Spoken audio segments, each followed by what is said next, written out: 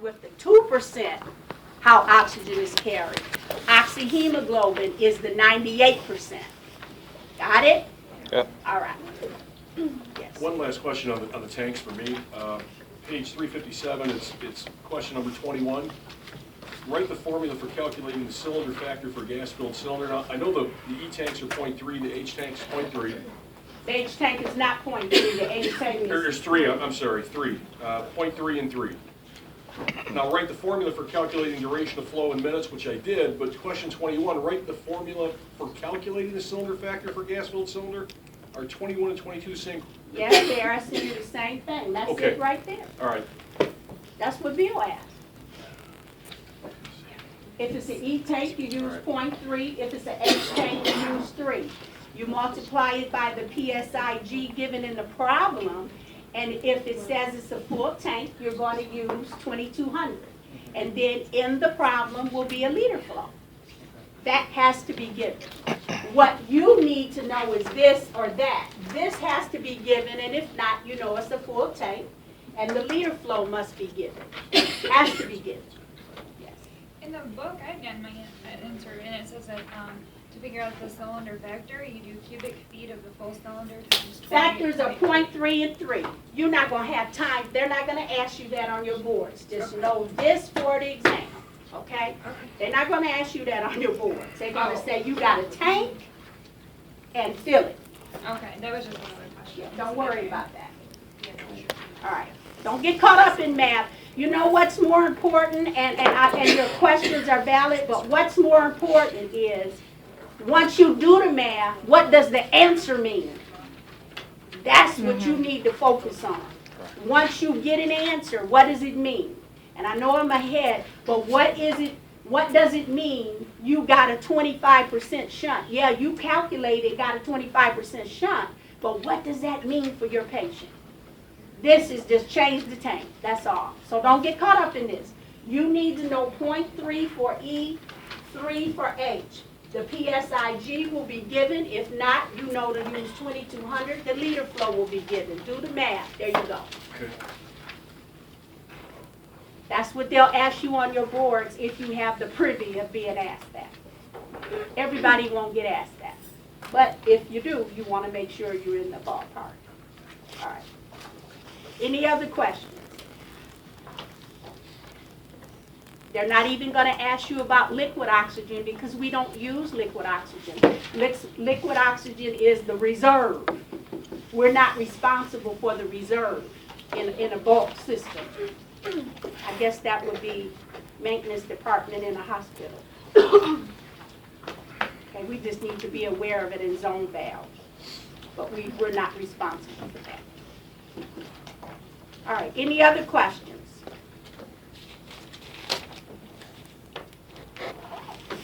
Did you guys go over in lab? I thought about it. The 3 ways to know whether a flow meter is compensated. Okay, somebody tell me how are they? I'm talking about a flow meter now, not a gauge, just a flow meter. Everybody know the difference between a gauge and a flow meter? It has to do with whether or not how quickly the ball drops. Good. One way is you read the label. Just like we know color codes, but we can read the tank and see the word oxygen on there. So one way to know that a flow meter is compensated is read the label. And the label will say compensated flow meter at 70 degrees Celsius. And where does that 70 degrees Celsius come from? STPD. All of our respiratory care equipment is calibrated at that STPD. Make sense? So one way, the easiest way, is read the label, right? Okay. Then I talked about in the event of back pressure, what happens with a flow meter. You have the flow meter off, right?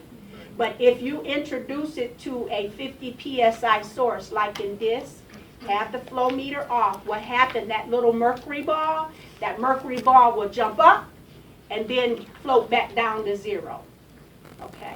And what's really great for you guys that we no longer use uncompensated flow meters. At one time we did, but we don't use them anymore. All manufacturers are now making sure that all flow meters are compensated. Yes. So in case of a blockage with a flow meter, the ball will jump up real quick and then settle back down? It's not a blockage. That's how we know it's compensated, because in meta-resistance. And when it's meta-resistance, it's accurate. So if you have your flow meter off, there's no flow, but in meta-resistance, the pressure, the ball went up, but because it's no flow, it went back to zero. That's how we know it's compensated. Okay. Make sense? All right. And who knows the third way? It's needle valve placement. Who knows that? The stuff in lab goes with the information I'm covering. You said, everybody said, yeah, you know, so what's the third way we know a flow meter is compensated? One, we can read the label. Two, if we introduce it to a 50 PSI source with the flow meter off, the ball will jump up to 15 liters per minute, then float real slow back down to zero. Well, it may not be slow, it could be quick, but it'll float back down to zero. What's the third way? Needle valve placement. Did you all go through needle valve placement? No. Well, how did you know the three ways a flow meter is compensated then? I didn't. Well, now we don't know, but when I asked, everybody was shaking their head. Oh, okay. All right. Don't worry about it. When you see it on the exam, you know the answer. But it has to do with the needle valve placement. I didn't bring my book. Somebody, again, I want to reiterate, somebody left their pharmacology workbook and there is no name in it. So somebody's going to miss it. And somebody is start doing work, I believe, in chapter 1. Maybe you'll recognize your own handwriting. You need to put your name in your book. It was left on that back table. Oh, yeah, probably. Yeah, thank you. It really helps me if you put your name in your book. If you turn in your workbooks and you don't have your name in the book, at least on the first or second page, I have no idea who you are, and therefore I'm not going to be able to give you credit. So put your names in your book, okay? All right, back to Module 1, and I know there were questions people asked me about pharmacology. I'll answer those tomorrow, because you guys are crossing your wires again, but I'll answer those tomorrow. Okay, any more about Module 1?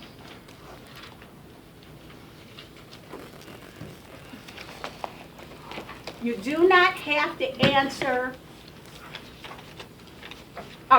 you do not need to know or be concerned on this exam about the hypoxias and hypoxemias, because that's Module 2. I introduced them so you would understand Henry's Law. But Henry's Law has to do, Henry's Law is on the exam, Dalton's Law is on the exam, Gay-Lussac's is on the exam, and Charles is on the exam. You need to know those gas laws, because they're Charles and Gay-Lussac and the ideal gas law are applicable to those tanks. Dalton's Law is applicable to barometric pressure. And then Henry's Law is applicable to 2% the way oxygen is carried in the blood. And it's small compared to the 98% of oxygen bound to hemoglobin. Right? Everybody understand that? So as therapists, we need to realize oxygen is carried two ways in the body, and there can be a breakdown in both ways, which is really bad, or either way, and we can identify. We look at the upper airway, we look at the lower airway, we look at the alveoli, and we look at the pleura. That's how we envision things. Is the condition upper airway, is it lower airway, is it alveoli, or is it pleural? We break it down, that's how we look at things. Yes. So Henry's Law would apply to exterior ventilation or external. The PO2. It only reflects the PO2. Henry's Law said for every partial pressure of oxygen in the arterial blood, which is that 80 to 100 on room air, 0.003 will dissolve directly into the arterial blood. So the PO2 is not the amount. The PO2 that we assess 80 to 100 is the pressure it exerts. If we want to know the amount, we take that PO2 and multiply it by Henry's law, that solubility coefficient, and that will give us the amount. That's Henry's law. He says something else too, but right now we don't need that. Will you see Henry's law in the clinical environment? No. But it's background knowledge that you have.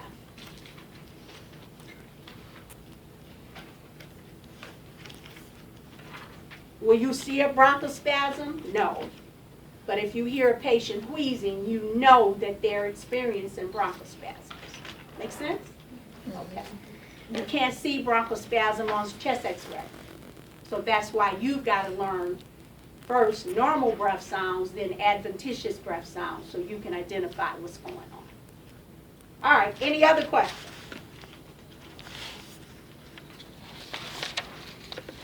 We're good? Okay, so first thing Wednesday morning when you come in, we will take the exam. Bring a Scantron.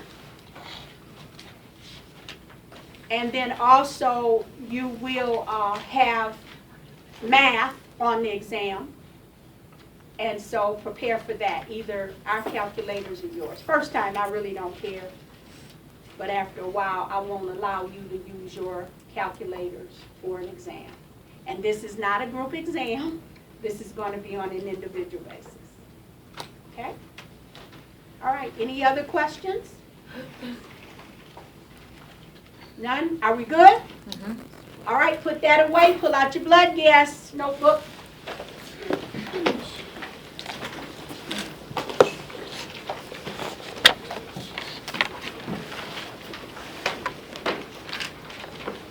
Got to get moving so you can understand Module 2.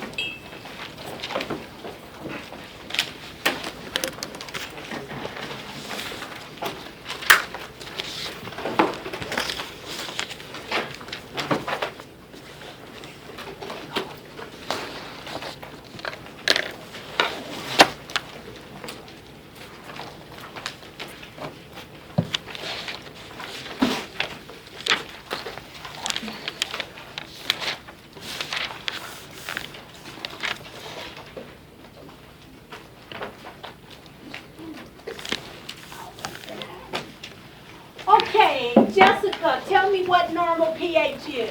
7.35 to 7.45. Good.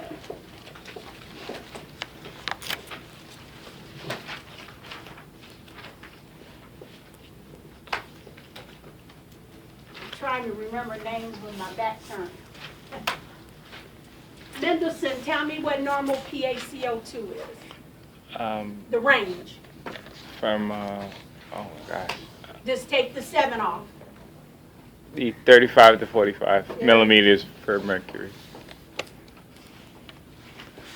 All right, good.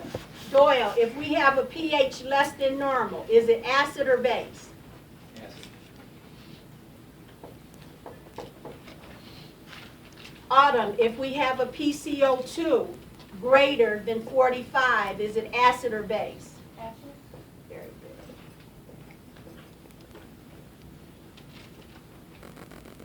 Greater than 45. She said it's acid. Very good. Okay, so Kelly, if we have an acid pH and an acid PCO2, what kind of condition are we going to call this? Respiratory acidosis. Very good. Respiratory acidosis. With those two there, you said? What? With those two, the PaCO2 and the 45 acid? Yep. Okay.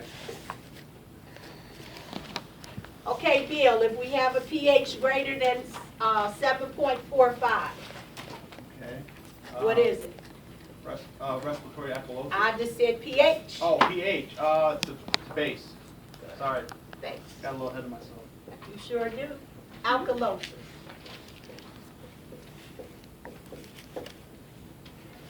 Okay, Ebony, if we have a PCO2 less than 35, what do we call that? Respiratory alkalosis. Alkalosis. Alkalosis. Okay. And then by both of them being alkalosis, as she said, it's called respiratory alkalosis. Okay, Erica, give me another name for respiratory alkalosis, clinically. Hyperventilation. Hyperventilation. Go, girl.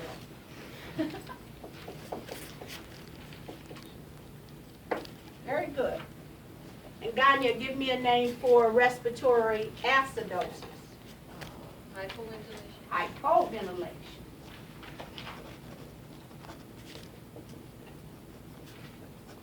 Okay, so this is correct. How do I know this is respiratory acidosis?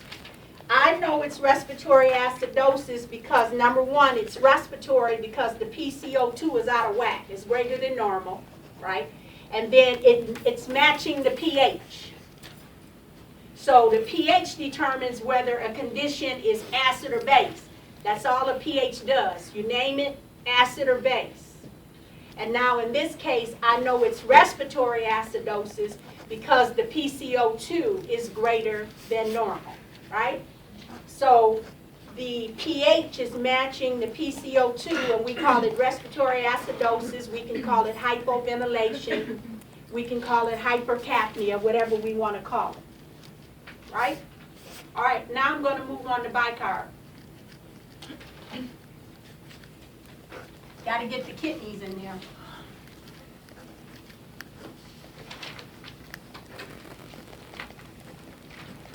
Okay, Jonathan, what is normal bicarb levels?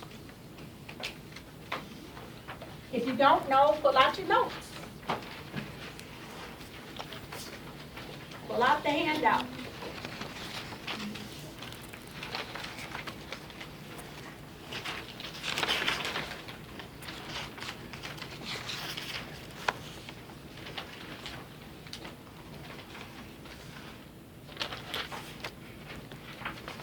I do not know. Pull out your handout. I told you to have it every class. You never know what bag Kathy Miller's coming out of, but you want to be prepared. I bet you won't forget after today. 22 to 26. 22 to 26. I got it right here on the board. 22 to 26 milliequivalents per liter. That's bicarbonate. All right. When the bicarb is and bicarb, it represents kidneys. So we don't call it renal. We call it metabolic. So PCO2 is respiratory or lungs. And bicarb is kidneys or metabolic. We call it metabolic. And it's 22 to 26. Okay, that you have to know. And when the bicarb is less than 22, it's acid. And when the bicarb is greater than 26, it's base. Now don't get these two confused because they don't flow together. And when I say flow together, for the PCO2 to be greater than 45 is what? Acid. For the bicarb to be less than 22 is acid. I'm going to put a chart on the board in a minute, so don't think that they go the same way, because they don't. All right? Yes? So the pH and the bicarb are directly proportional as far as whether. Yeah, that's one way you can look at it. But not necessarily, because if the problem is respiratory, then the bicarb can be normal. Meaning if they'll go the same way if they're acid, yes, but they're not directly proportional. Okay? And With the pH and the bicarb will go the same way. right, they'll both decrease on acid, but my point is The pH can be acid, but the bicarb can be normal. You see what I'm saying? All right. But if they are decreased, either one, it is an acid.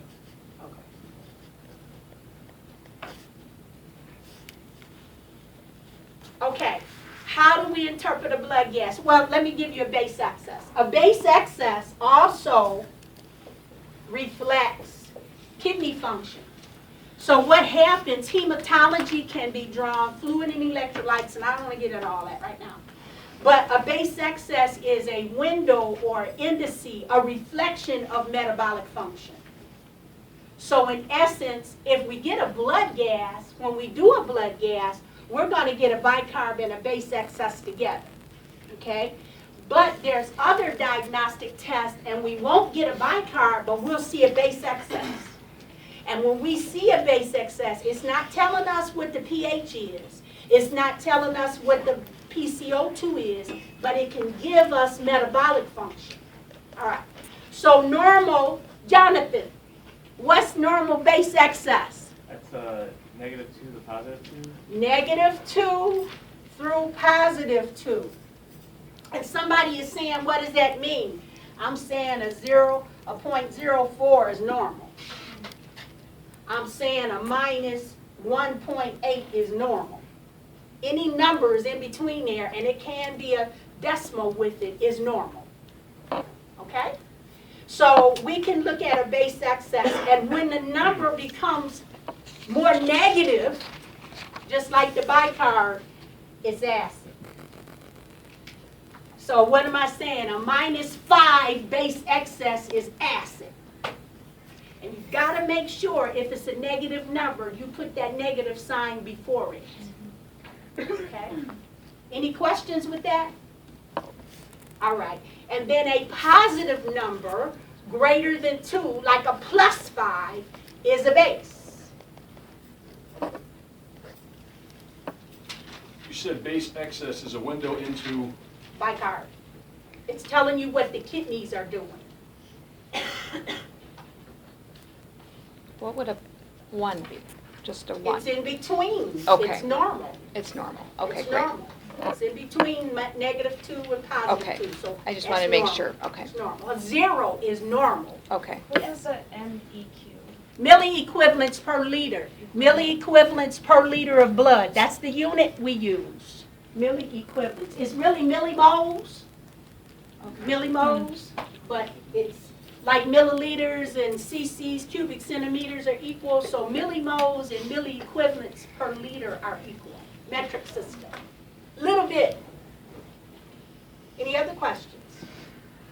Okay. So when we look at a base excess, with the blood gas, it's right there, and whatever the bicarb is doing, the base excess is going to match it. It must match it, because it's a window, it's a reflection of the metabolic function. But we can get a base excess off fluid and electrolytes.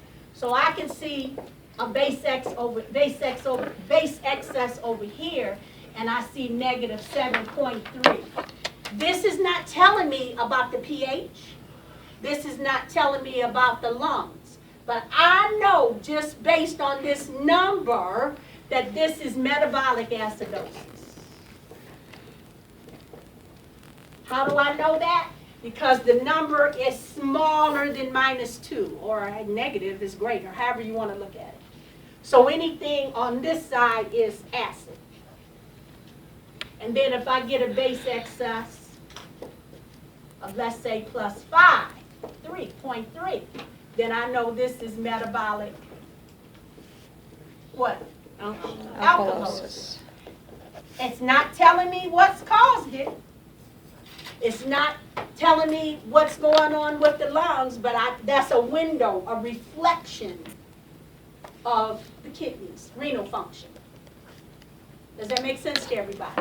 But now when you get a blood gas, you're going to get a base excess with the bicarb. I'm just letting you know this is an indice or an index, a reflection to the metabolic function. And we can get it from other blood work. And not that we really depend upon it, but it just so happens whatever the doctor ordered, whether it was a oh, an anion gap or fluid and electrolytes, that happens to come with it. And so it's just a quick reflection what's happening to the kidneys. So if I get a base excess of 0, I know the kidneys are fine. No acid-base imbalance. They're fine. They're normal. Okay? And then so if somewhere down the line, next 2 hours, if I have to do a blood gas, I'm expecting that bicarb to be between -2 and +2 because that base excess is normal here. Does that make sense? Okay. All right. Okay. Now, I'm going to show you with the blood gas. pH is 7.23. And bicarb is 19. This pH is acid. And the bicarb is what? It's less than 22. The base. It's acid. It's less than Right 22. here, it's less than 22 is acid. This is acid. So what am I going to call this? Metabolic acidosis. Acidosis. See it? And if I just wanted to, I could have a base excess here, and let's say it's -6.2. That would be acid as well, because whatever bicarb is doing, base excess must match it. It's got to, because it's a reflection, it's a window. So that's metabolic acidosis. So what you've got to learn is bicarb less than 22 is acid, and bicarb greater than 26 is base.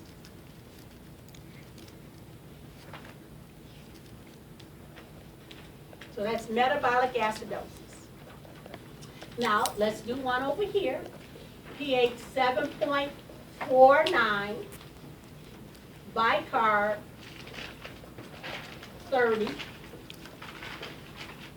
base excess plus 5.6. My pH is base, my bicarb is base, and this is base. So what am I going to call this? Metabolic base? No. Alkalosis. Right. Metabolic alkalosis. Any questions? Yes. Do you ever get it where is it possible for the pH to be acidic and the bicarb? Absolutely. We haven't gotten that far. Absolutely. I'm just showing you fundamentally.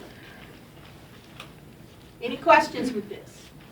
So again, this is why day 1 you had a quiz on what's normal, because you cannot interpret blood gases if you don't know what normal is. You have to know normal. And for that, yes, you have to memorize, but then we're going to take it further and further. By no means at the end of this semester will we be done with blood gases, because next semester we're going to take the blood gases and then interpret them based on clinical information. So what I'm taking you through now is just fundamental terms, but then we're going to apply it a little bit more complex next semester, and based on data given, make an interpretation. Okay? All right. So now, how do we interpret a blood gas? Well, the pH determines whether the condition is normal, acid, or base. Write this down. The pH will determine whether a condition is normal, acid, or base.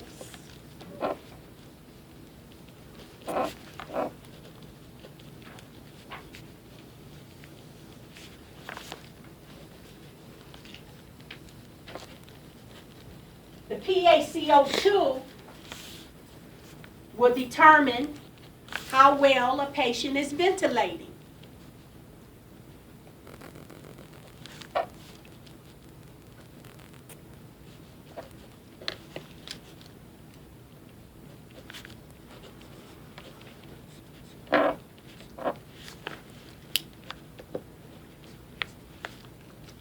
And then the bicarb determines the function of the kidneys.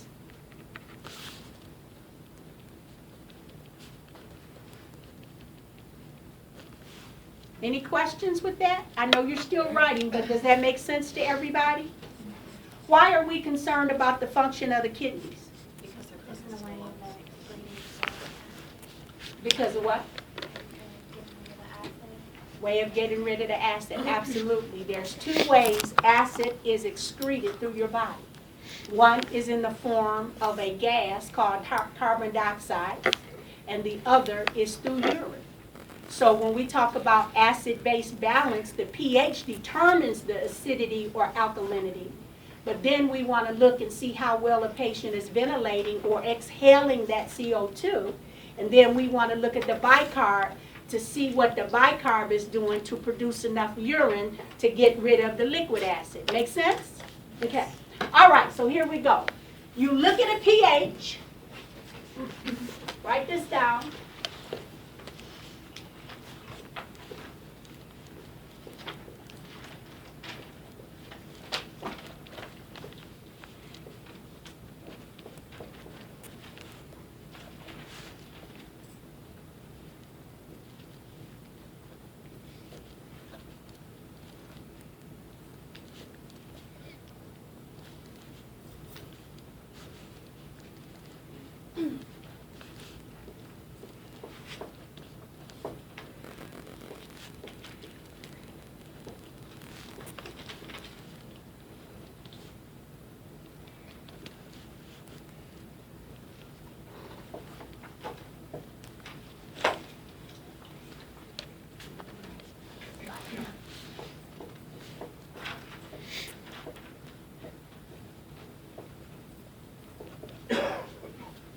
Write both of these blood gases down. Now wait on it.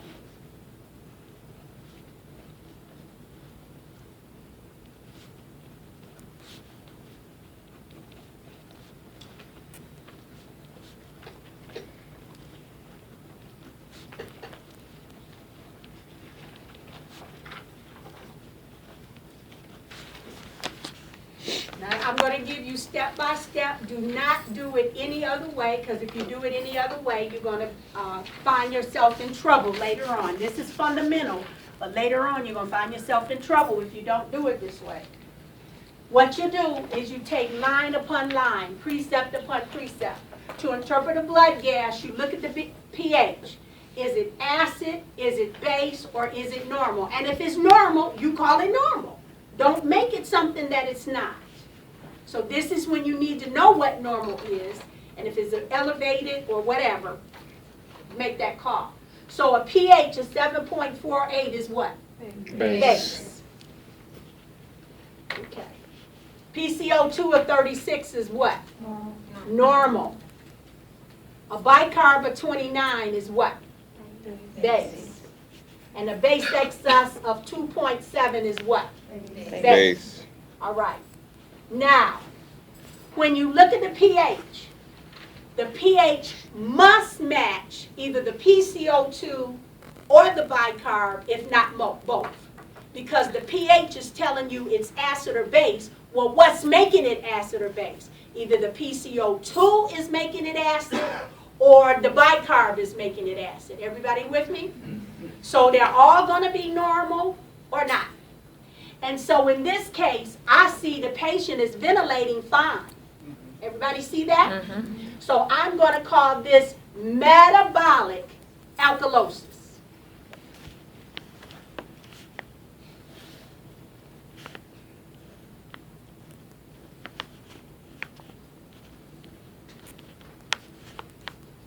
And I know it's metabolic alkalosis because the PCO2 is fine.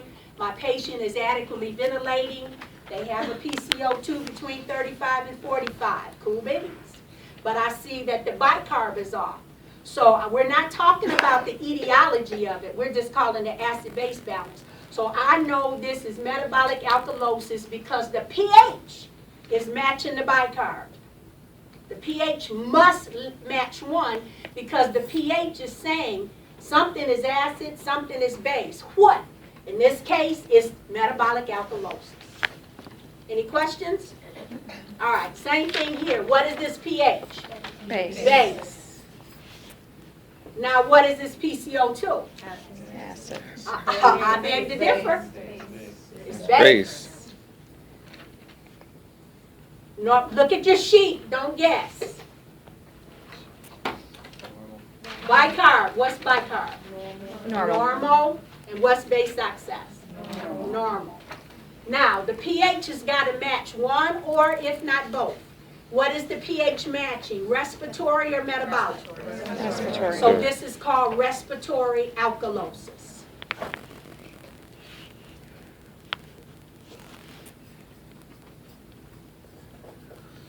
And I put these two up here intentionally so you can see the difference.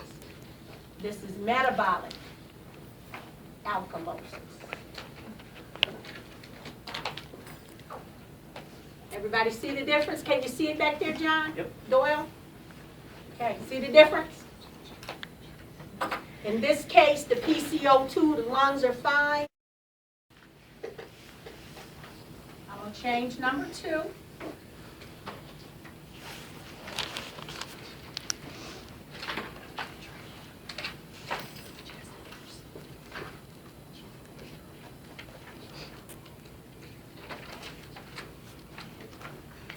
Kyle, you're up. Let's go.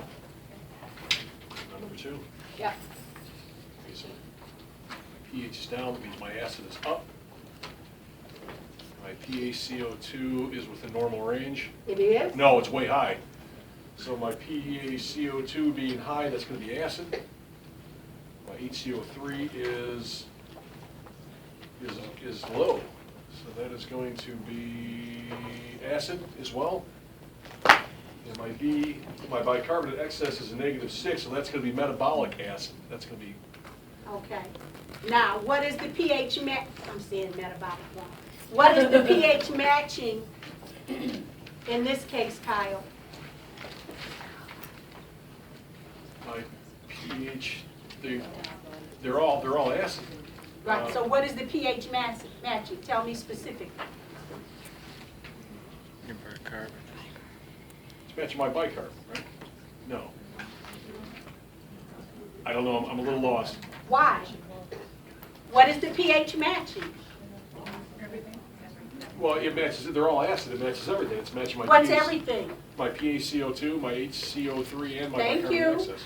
That's all you got to tell me. Okay. My pH is matching both respiratory and metabolic. So in this case, I don't call this respiratory acidosis and metabolic acidosis. In this case, I call this mixed acidosis.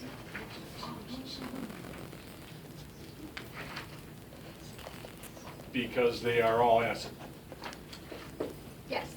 Is the inverse true on that? If they were all alkalosis, it would be mixed alkalosis? So what is this telling me? This situation is a little bit more, a patient is a little bit more critically ill because both the lungs and the kidneys are acidotic. So this is a wonderful example, however critically ill, of a full-blown cardiopulmonary arrest. The patient comes in and is not ventilating. And when the patient comes in and is not ventilating and the blood is not perfusing, the body begins to accumulate or retain acid in the kidneys. So mixed acidosis is a typical blood gas for a cardiopulmonary arrest. Yes. In the cardiopulmonary arrest scenario, that's when the right side of the heart is like showing the most like weakness or dysfunction. Isn't that correct? Or no? No. It's all over. Cardiopulmonary arrest doesn't necessarily have, the etiology doesn't have to be cardiac.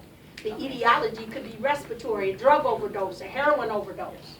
Depresses the central nervous system.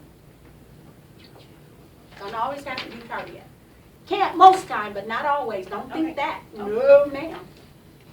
So, Go ahead.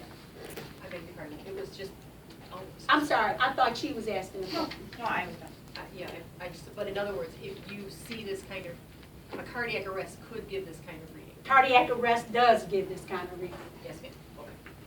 Okay. And this could be from drugs or heart attack. Whatever the etiology, we're not talking about etiology. It could be from metabolic, it could be renal failure, it could be neurogenic shock, it could be cardiogenic shock, it could be anaphylactic shock, it could be hypovolemic shock. We're not getting into etiologies right now. Okay. Just This is what it is. a lot of reasons we could see this. But this is typical of a full-blown cardiopulmonary arrest. Now, we haven't gotten into oxygenation. When you determine acid-base balance, you're looking at pH, you're looking at PCO2, and you're looking at bicarb and then a base excess. That's acid-base balance. PO2 and SAT reflect oxygenation. So actually, when we look at a blood gas, we're looking at different things. So right now, we're just doing acid-base balance. Everybody understand? We're not through. We're not complete yet. But in this case, when you have respiratory acidosis and it's confirmed, and I have metabolic acidosis and it's confirmed, we call it mixed acidosis. When the pH matches both the bicarb and the lungs or PCO2, it's called mixed acidosis. And you're going to see this more so than mixed alkalosis. Believe it or not, mixed alkalosis is more difficult to correct. This is easier to correct. I'm sorry, Ms. Miller, when the pH matches the bicarb and the PaCO2, it's mixed? Don't you see it here? I mean, and or so it's and or No, not both? and Just or, both? both. If it's just or, this is respiratory acidosis. Okay. This is metabolic acidosis over here. It has to be both to be this condition. So, if mixed alkalosis leads to cardiac arrest? No, mixed alkalosis is not. It's something else. And it's more difficult to correct. But sometimes you can have patients in that state. They're probably on a mechanical ventilator, but you can have it. This is more critical, but probably, if we can save a life, easier to correct. All we got to do is hyperventilate here. Bag them, resuscitate. We can take care of that, and then we can give bicarb to take care of the bicarb. So this is easier to correct. But it's critical. Compared to these other three, this blood gas is more critical. Anytime you have mixed condition, it's critical. And mind you, this acidic pH is circulating through the rest of the body, and it's having a direct effect on the organs. And the rest of the organs can shut down. And that's when I was talking about shock. I don't want to get into pathophysiology, but some of the other organs can shut down. So no one can walk around in mixed acidosis and, oh, I'm sick. They're critically ill in this case. But we're just looking at the blood gas interpretation right now. Any questions on anything we've done? Okay? All right, now write this term down. The whole focus of us being able to interpret blood gases, the whole focus is we want to know, is that body or is the body in an acid or base status? That's the whole focus. We want to know, is the body in an acid or base status? That's the whole focus. And so without discussing pathophysiology, you don't have to write this down, but without discussing pathophysiology, like I just mentioned, I want you to understand, and you just have to take my word for now, that if that pH is out of range, it doesn't matter whether it's acid base, it's going to have a direct effect on organs. Because our organs are accustomed to having a normal pH. Does that make sense? So when our acid-base balance is off, it begins to affect organs. and they won't function.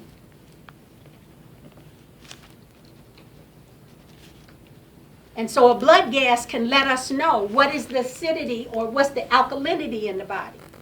So just to determine acid-base, look at the pH. And then we know it's two things that determine the acid-base. What? Number one are the lungs. And when we look at the lungs, we're assessing what? And PaCO2, layman term, or what's the term for it? Ventilation. Ventilation. That's what we're doing. Why? Because PaCO2 reflects the excretion of carbon dioxide, right? And then another factor that affects pH are the kidneys. Why? Because it's responsible for forming liquid acid known as urine. So both the lungs and both the kidneys work together to excrete acid. So the lungs and kidneys are cousins. They work together. And what affects one will eventually affect the other.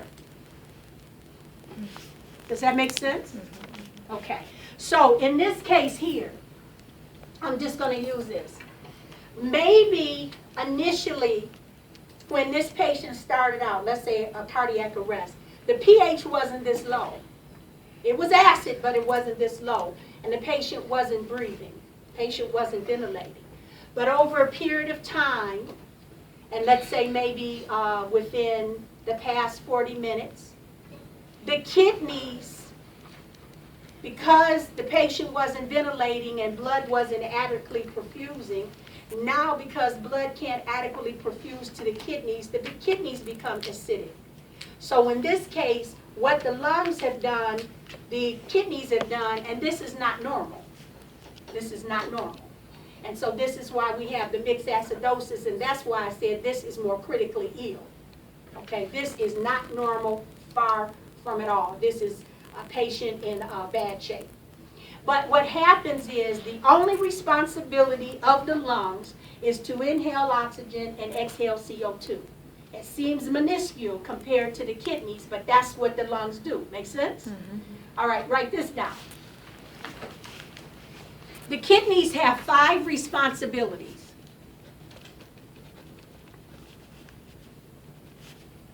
One is absorb, and I'm just giving them in order. You remember them how you want. One is absorb, reabsorb, that was 2, reabsorb, 3, secrete,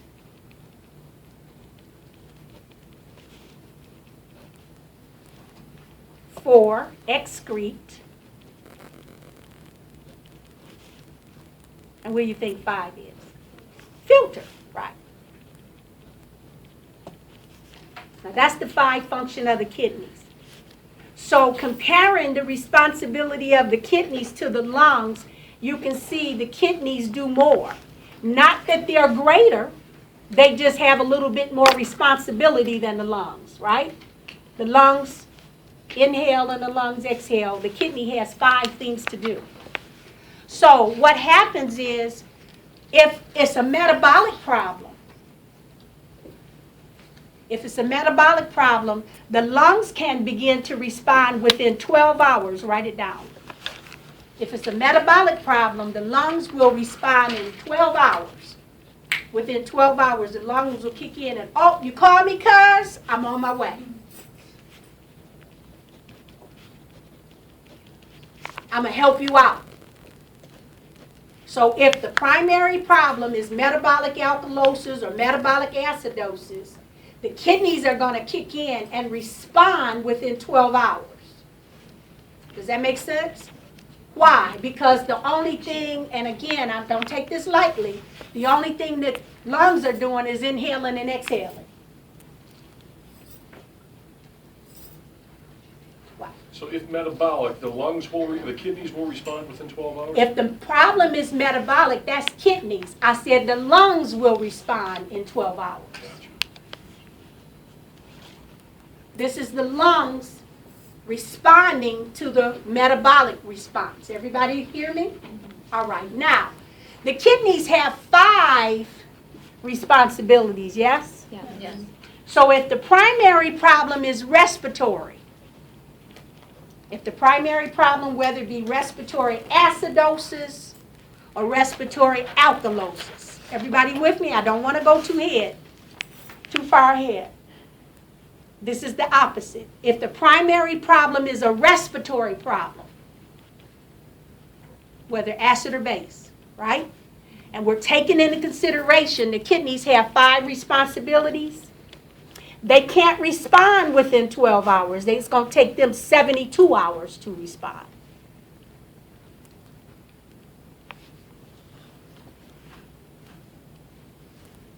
"72 hours to respond." Kidneys will respond, but it's going to take them longer, up to 72 hours. Does everybody understand what I'm saying?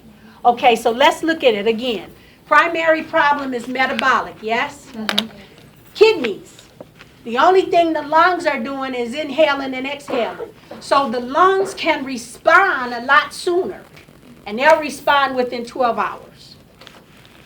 And you say, where are you going with this? Just hold on, I'm explaining this, because when I go back to the board, it'll make sense. All right. Now, if the primary problem is a respiratory problem, the kidneys say, you know, I'm a little busy, but I'm going to get to you. And so it may take the kidneys up to 72 hours to respond because it has 5 responsibilities. I'm coming, but I can't get to you as fast as you get to me. But I'm going to be there for you. Okay? Does that make sense? All right. Back to acid-base balance. When we talk about interpreted and blood gas, the kidneys and the lungs are primarily responsible for your normal pH. When the kidneys and lungs are doing fine, the pH is fine. And that pH is just reflecting the acidity or the alkalinity in your body. So if you have a normal PCO2, and if you have a normal bicarb, you have a normal pH, yes? No respiratory acidosis, alkalosis, no metabolic acidosis, alkalosis. pH is 5. When we look at a pH and it's normal, that means acid-base balance within the entire body is homeostatic. It's good. pH 7.35 to 4.5, good. Lungs are doing what they're supposed to do. Kidneys are doing what they're supposed to do. Now, in all of these cases, the pH is out of whack. Okay? And I see here what caused the pH to be out of whack, the lungs. So now I know that it's going to take the kidneys up to 72 hours to assist the lungs. Everybody see what I'm saying? I'm showing you numbers to what I just gave you.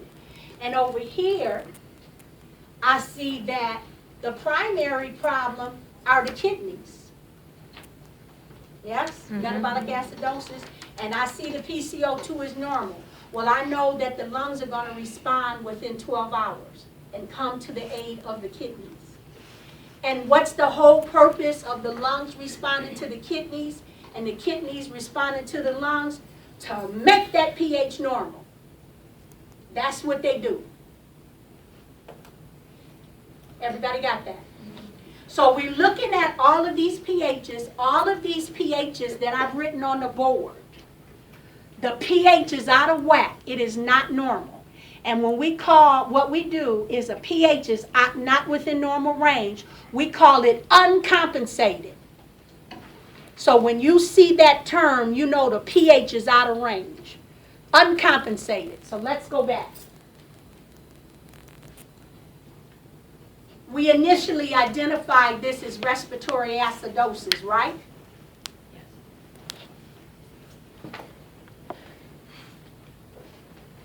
Does everybody see this? Now I'm going to be definitive. This is uncompensated respiratory acidosis.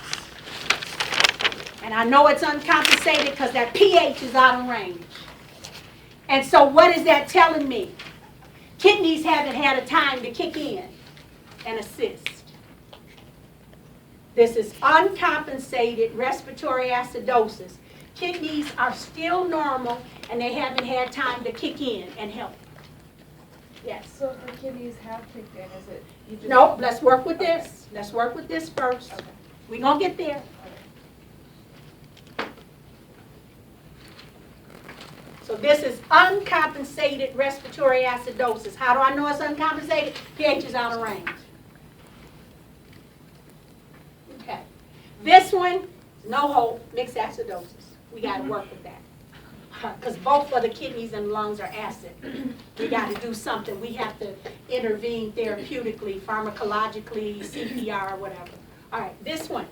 pH is out of range, and I see that is respiratory alkalosis. So this is uncompensated respiratory alkalosis. I'm not writing it, but I expect you to write it. Uncompensated respiratory alkalosis. How do I know that it's uncompensated, Maria? pH is out of range. It's not normal. And how do I know it's respiratory alkalosis, Lori? Because the pH is greater. Nope, the pH is matching what? The pH is not matching the HCO3. I mean, the pH is low. All right, so it's uncompensated respiratory alkalosis. Got this? All right. And over here, this is uncompensated metabolic acidosis. My pH is out of range, it's acid, and I know that it's matching the bicarb. So I'm saying this is uncompensated metabolic acidosis. So when you say uncompensated, anyone that comes behind you, they don't have to see the blood gas. But based on your interpretation, if I come behind you and you've documented uncompensated metabolic acidosis, I know as a therapist that pH is out of whack on the acid side. I know the bicarb is out of whack on the acid side. And I know the kidney, I know the lungs haven't kicked in yet. Okay? So when you do blood gas interpretation, now you're going to have to be specific. So if you just tell me it's respiratory acidosis, I'm going to mark it wrong because it's not a complete interpretation. It is uncompensated respiratory acidosis. Uncompensated is referring to the pH. And when you say uncompensated, it means the pH is not normal. That's the whole thing about acid-base balance. What's going on with the pH?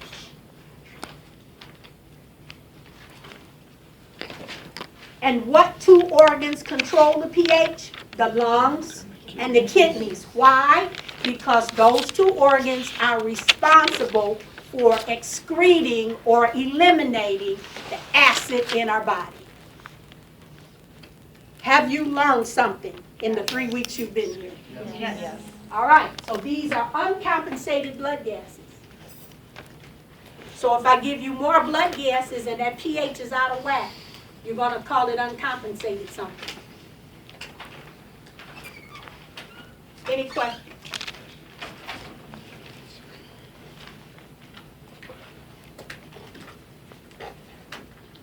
Okay, when we look at this, we can look at this from a perspective of time. And I've told you that the kidneys will kick in and come to the rescue of the lungs will kick in and come to the rescue of the kidneys in 12 hours, right? And then the kidneys have a little bit more responsibility. Not that they're greater, because your lungs are precious, but it takes the kidneys longer to respond, right? All right, so there's two other terms that are synonymous. Well, I'm just giving you one today, and it's called acute. Acute means it happens suddenly, and by definition in pathophysiology, acute means anything that's been going on less than 3 months. Anything going on less than 3 months.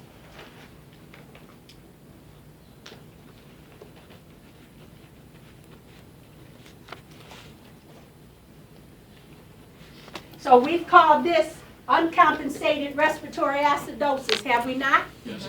But from a time perspective, has the kidneys been able to kick in? And don't ask me what that means yet. I want you to understand this first. The kidneys haven't been able to kick in and help yet, right? So we can also call this acute respiratory acidosis. Either one. Uncompensated respiratory acidosis or acute acidosis, because the kidneys haven't had time to kick in. That's why I gave you 12 hours and 72 hours. It's in reference to time.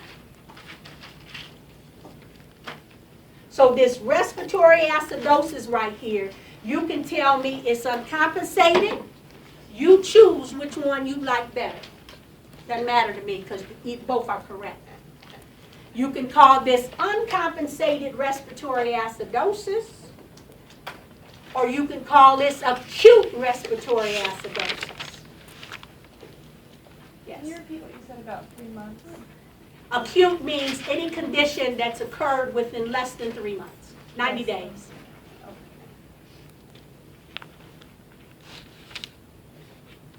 And therapists must know blood gases. You can't practice respiratory care without knowing blood gases. You may never do a puncture. You may never run the blood gas. Some of you will. Nevertheless, you need to be able to interpret it. You will not pass your boards unless you can interpret blood gases. That's why I start day one. This is integral. What's the good of giving oxygen if you can't make a call on the acid-base balance and the oxygenation status? Are you giving enough? Are you giving too much? All what we do is in vain if we can't make a call on blood gases. Okay? So this is uncompensated respiratory acidosis. Why do I say uncompensated? Because the pH is not within normal range. I can call this acute respiratory acidosis. Why am I using acute? Because it hasn't been enough time for the bicarb to kick in and help the lungs. And how do I know that? Because the bicarb level is normal.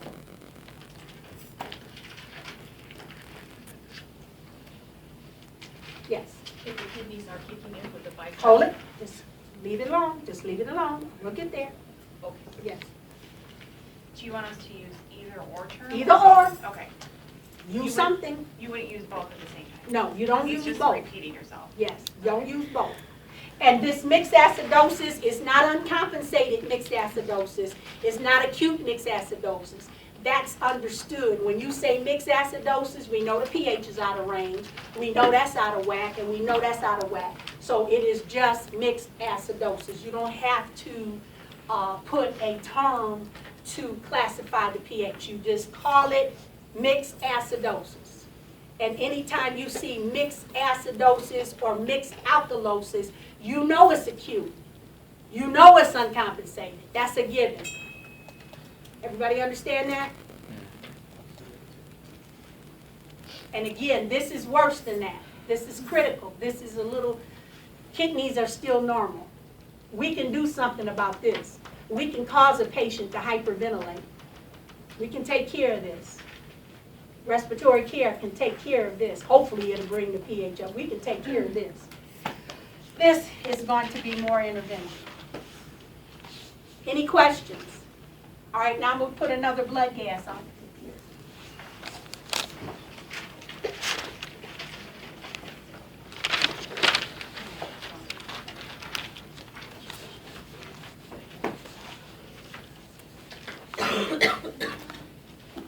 And I won't take you any further.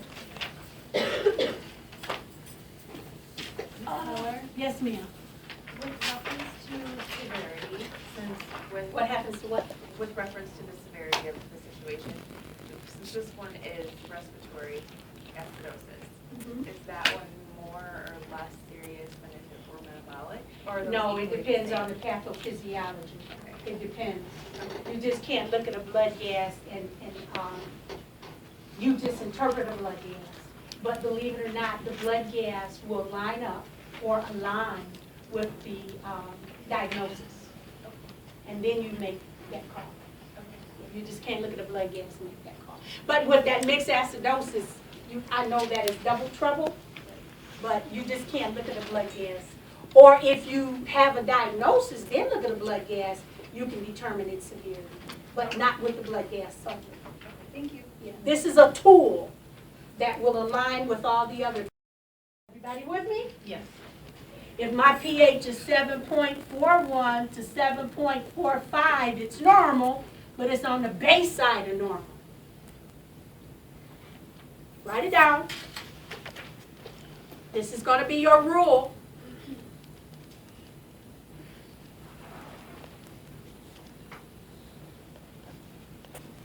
And you can't make the call with 7.40, so don't ask. Not yet. After a while, we'll be able to, but now I'm not going to do that to you. Because that's a perfect pH, 7.40. Okay? Everybody with me? Mm-hmm. All right. So let's go back to this blood gas. My pH is indeed normal, yes? Yes. But I see that it's on the acid side of normal. Am I correct? Yes. Okay. So what was my primary problem? My primary problem was respiratory acidosis, yes? Yes. But I've got the kidneys kicked in to compensate it. Everybody with me? Mm-hmm. All right. So I'm going to call this blood gas compensated respiratory acidosis.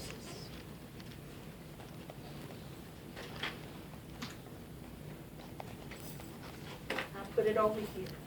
Compensated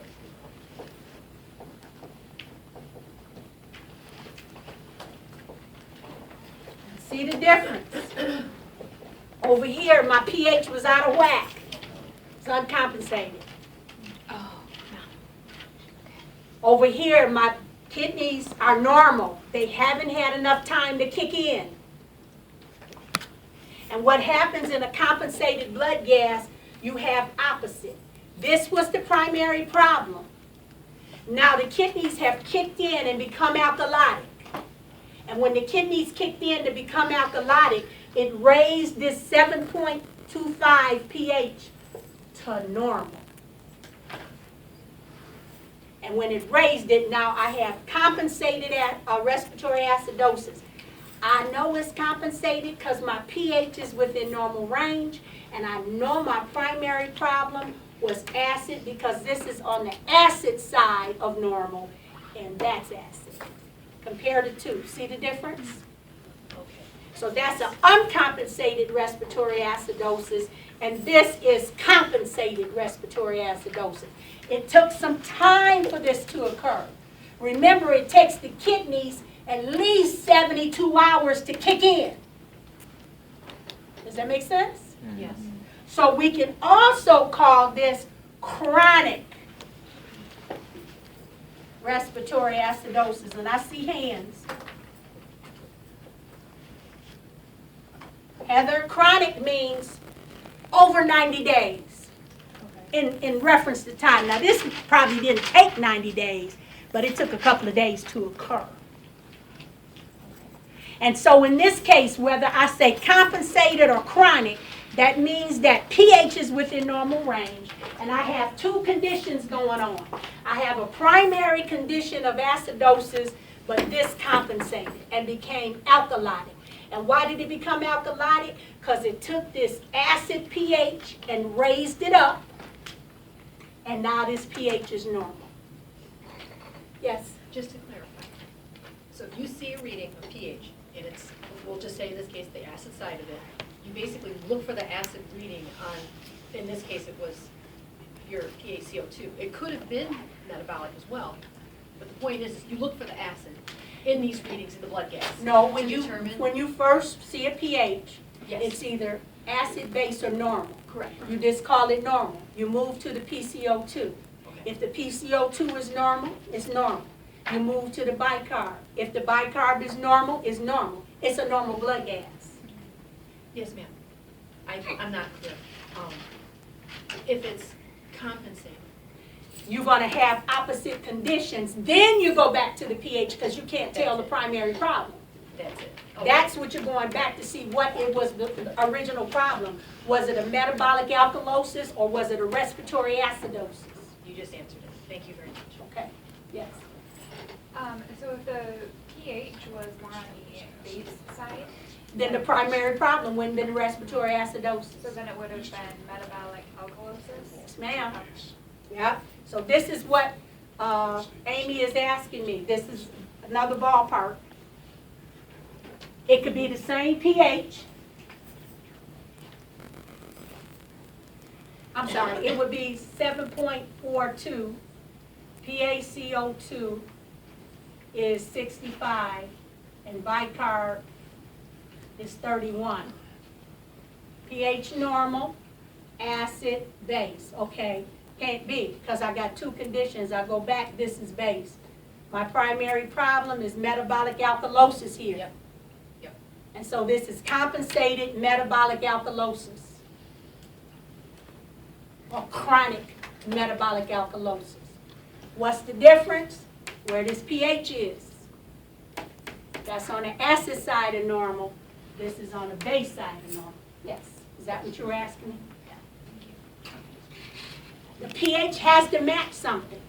So even in a compensated or chronic problem, whichever one you want to use, you've got to determine what the pH is reflecting. That's why I said for now, I'll never give you 7.40 because you can't make that call. Not yet. After a while, next semester, you'll be able to, but not now.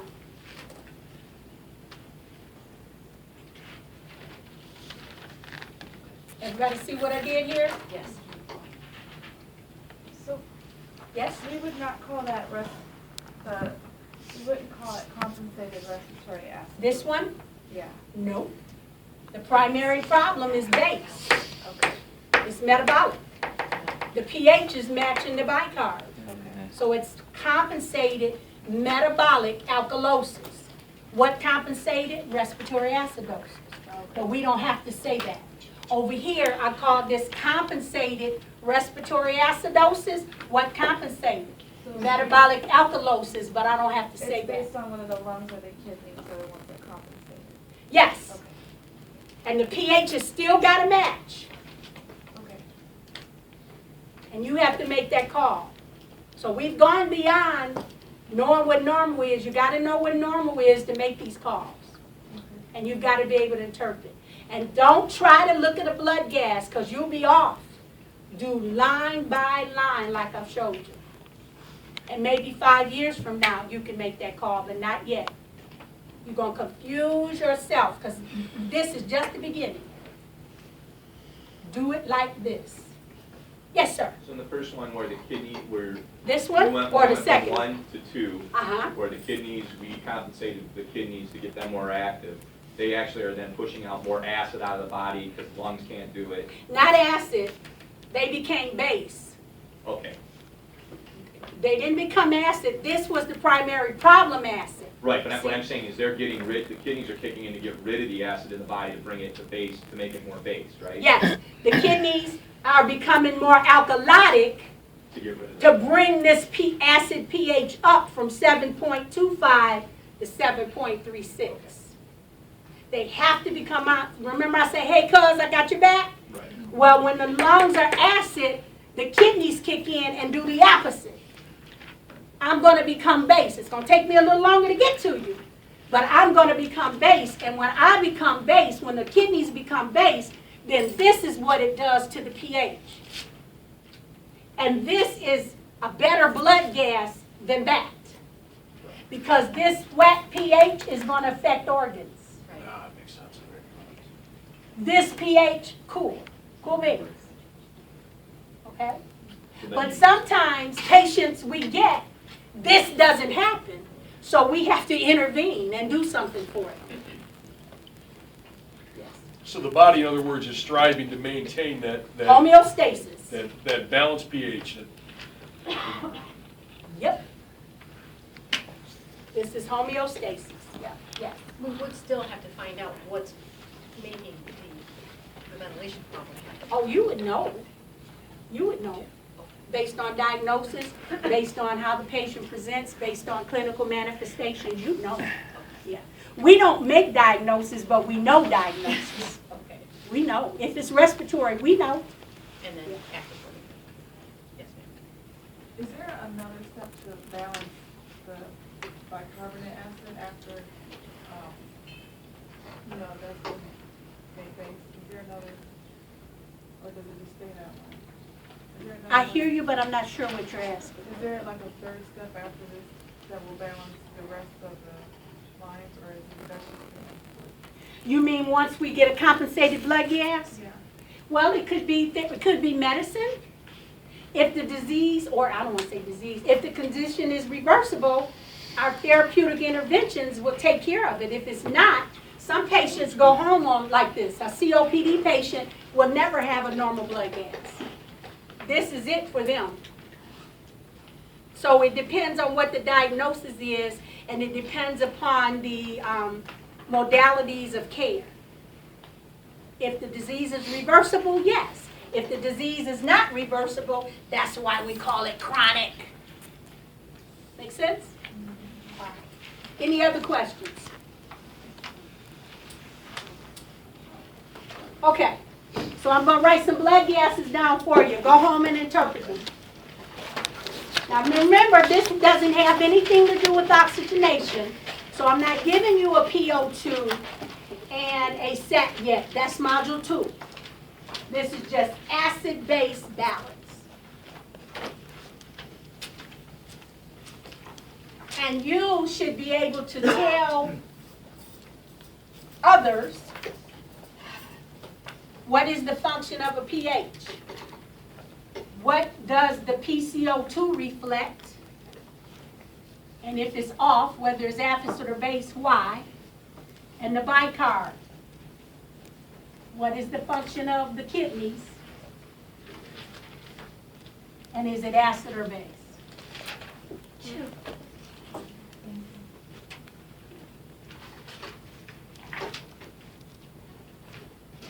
Okay, I'll put 6 on the board.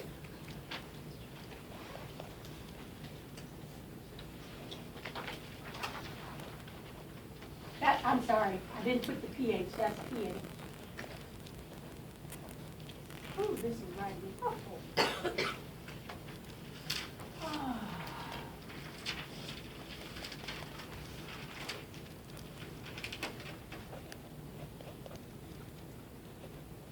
I'm not going to write the base excess. You all make up one. How about that?